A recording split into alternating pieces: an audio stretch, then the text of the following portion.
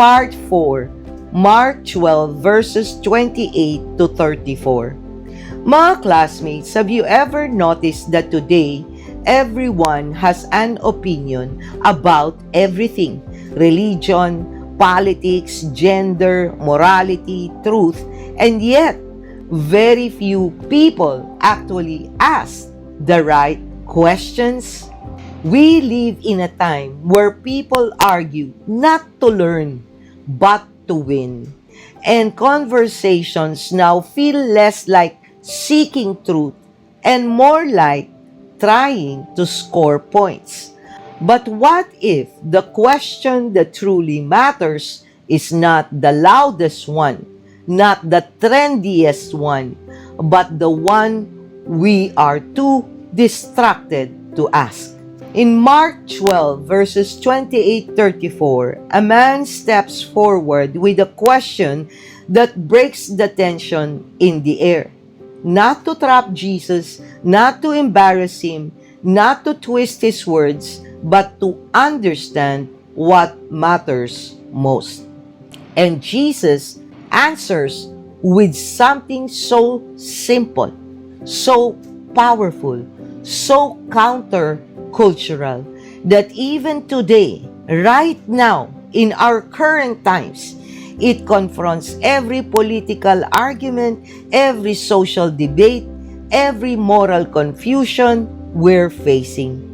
Mga classmates, what if the greatest commandment is the very thing we have forgotten? Do you want to know what we've forgotten?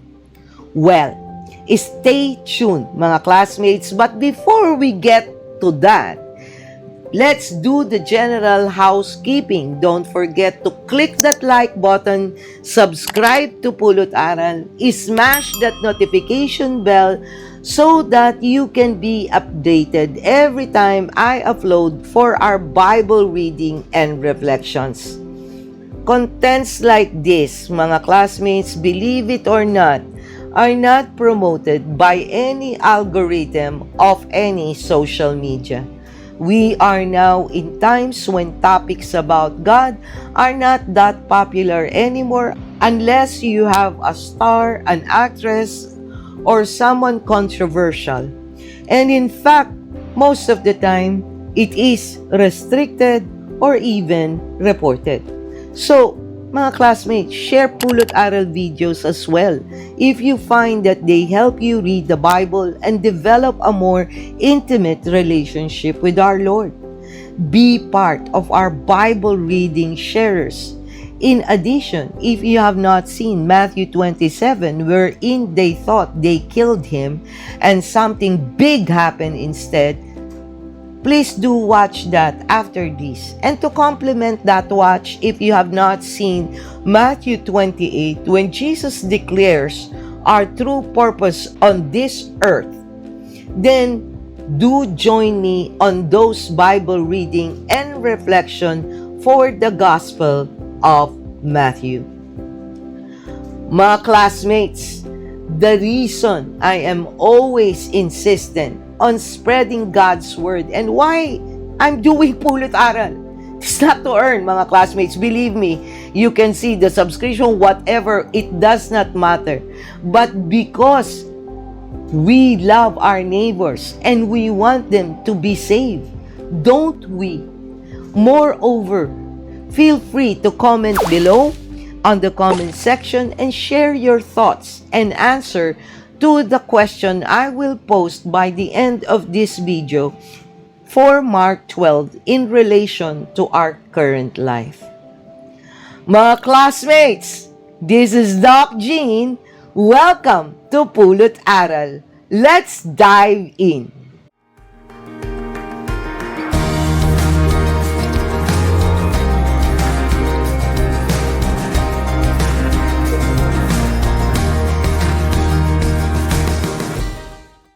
Before we start with our exciting discussion about Mark 12, let's pray and have the Holy Spirit bless us with concentration, discernment, and desire to finish reading Mark 12 all the way. Heavenly Father, you are our strength, our protector, and our truth. Keep us from destruction and deception, and reminds us always to wear your full armor against your enemies' schemes. Help me and my classmates, Father God, to hear what you want us to hear, see what you want us to see, and live what you want us to live. Father God, let your presence touch every heart watching this video. Remove pride, bias, and division so only your truth remains. Use this channel and our lives to draw more people to your word and to the joy of knowing you personally. Strengthen our faith, Father God. Deepen our obedience and make our lives shine with your love so others may see you in us.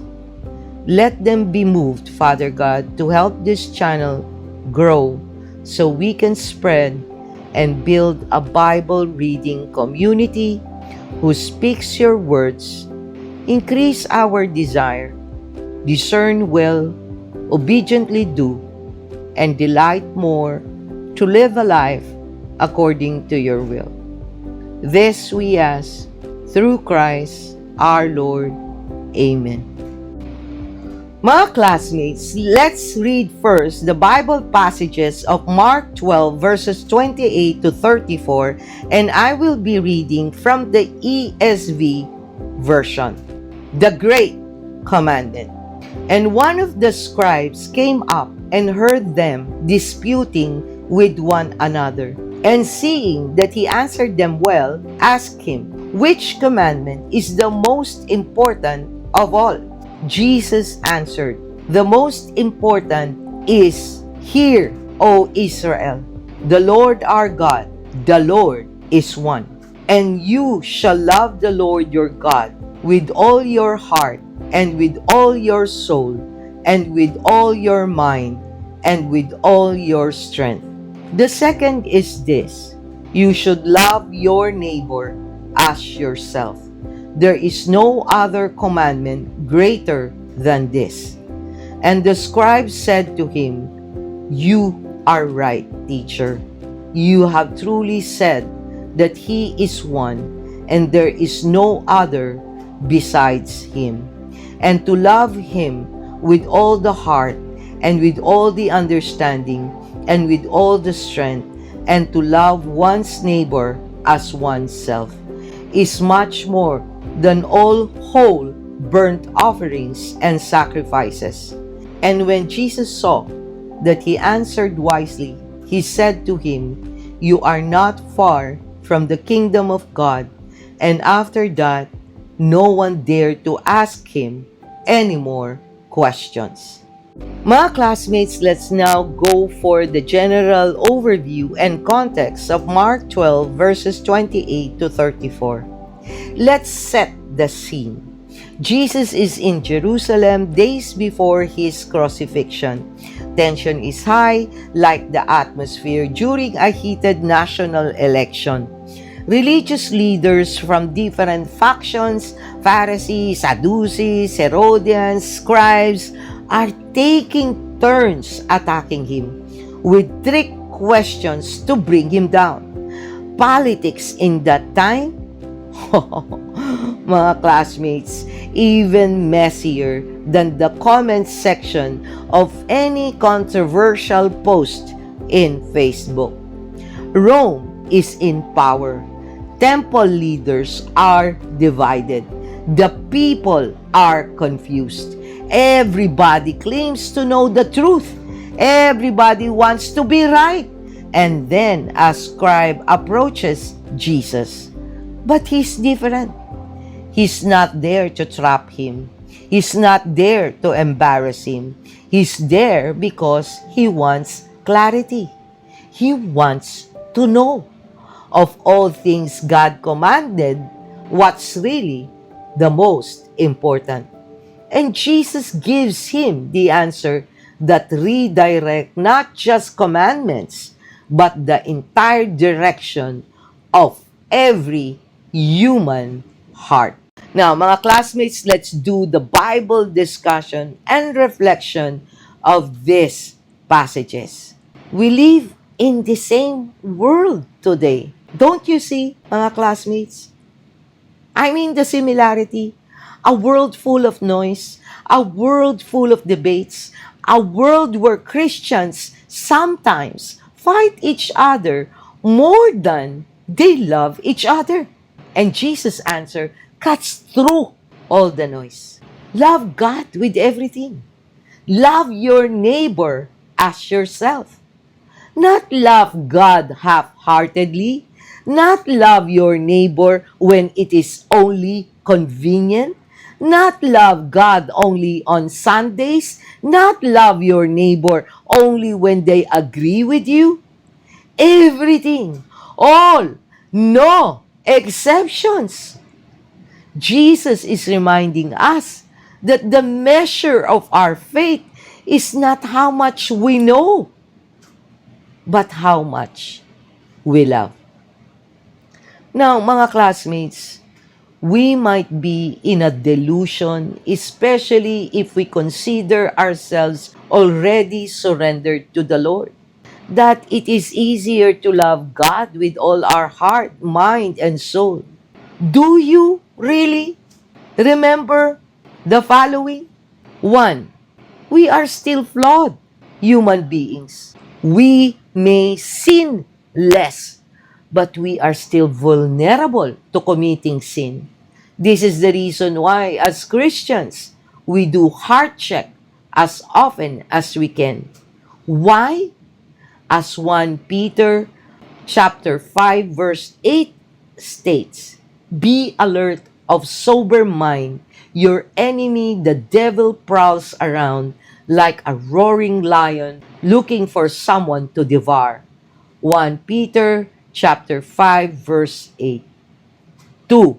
We have worldly attachments and relationships.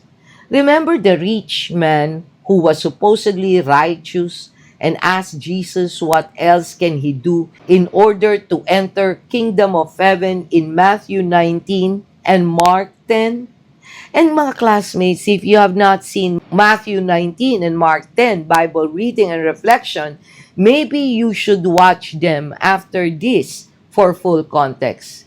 And mga classmates, even if you're not that materialistic, can you love God more than your loved ones as stated here in Matthew 10 verse 37? Whoever loves father or mother more than me is not worthy of me. And whoever loves son or daughter more than me is not worthy of me. Matthew 10 verse 37.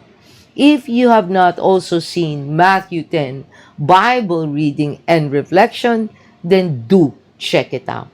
Number 3, if you really love God, do you have desire in reading His words and getting to know Him directly in His book rather than from our own assumptions? Have you read the Bible from cover to cover? What's your heart check, mga classmates? And wait, there's more, mga classmates. Do we really love our neighbors? Remember Matthew 5? And if you have not seen its Bible reading and reflection, then I highly suggest you watch that if you think you do follow this commandment. As is stated in Matthew 5, verses 43 to 44, you have heard that it was said, love your neighbor and hate your enemy. But I tell you, love your enemies and pray for those who persecute you, that you may be children of your Father in heaven. Matthew 5 verses 43 to 44. Have you forgiven those who've truly hurt you, and those repeated offenders who seems to have nothing better to do but continually hurt you. Remember this in Matthew 18. Peter asked, Lord, how many times shall I forgive my brother or sister who sins against me? Up to 7 times? Jesus answered, I tell you, not 7 times, but 77 times. Matthew 18 verses 21 to 22. Mga classmates, here's what's sobering. Why Jesus tells the scribe, you are not far from the kingdom of God. Meaning, you can be close, almost there, understanding the right things, agreeing with the right truths, but still not fully in the kingdom if love is absent. Whew! Goosebumps, mga classmates, right? That's why even Christians must retain our humility with Holy Spirit and the grace of God to convict and transform us. We cannot simply do this on our own. Remember that. Here's our question, mga classmates, to reflect on. Which part of loving God with all your heart, with all your soul, mind, and strength is hardest for you right now? And why? Comment below. By the way, mga classmates, if you have not seen Matthew 18, do include this in your watch list. Okay? Thank you for joining me, mga classmates, in today's Bible reading and reflection from the Gospel of Mark 12, verses 28 to 34. Keep your faith steadfast and strong, mga classmates. Till next time, may God bless you all. Always stay safe and be healthy. This is Doc Jean. Bye!